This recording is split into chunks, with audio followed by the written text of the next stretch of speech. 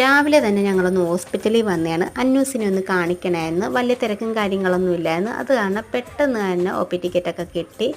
അപ്പം പീഡിയാട്രീഷ്യൻ ഡോക്ടറില്ലായിരുന്നു. അങ്ങനെ ഞങ്ങൾ ജനറൽ ഒ പിയിൽ കാണിച്ച് ഡോക്ടർ മരുന്നൊക്കെ കുറിച്ച് തന്ന് അങ്ങനെ മരുന്ന് മേടിക്കാൻ പോവുകയാണ്. അപ്പോൾ ഇവിടെ മരുന്ന് മേടിക്കാനായിട്ട് നമുക്ക് കൗണ്ടറൊക്കെ ഉണ്ട്. പ്രത്യേകം 3 കൗണ്ടറാണ് ഉള്ളത്.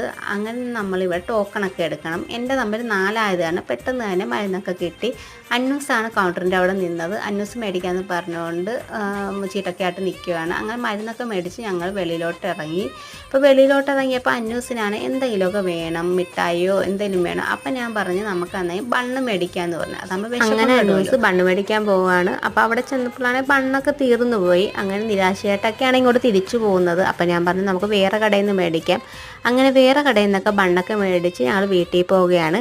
അപ്പം വീഡിയോ ഇഷ്ടപ്പെട്ടെങ്കിൽ ലൈക്ക് ചെയ്യാനും ഷെയർ ചെയ്യാനും സബ്സ്ക്രൈബ് ചെയ്യാനും മറക്കരുത്. Okay, thank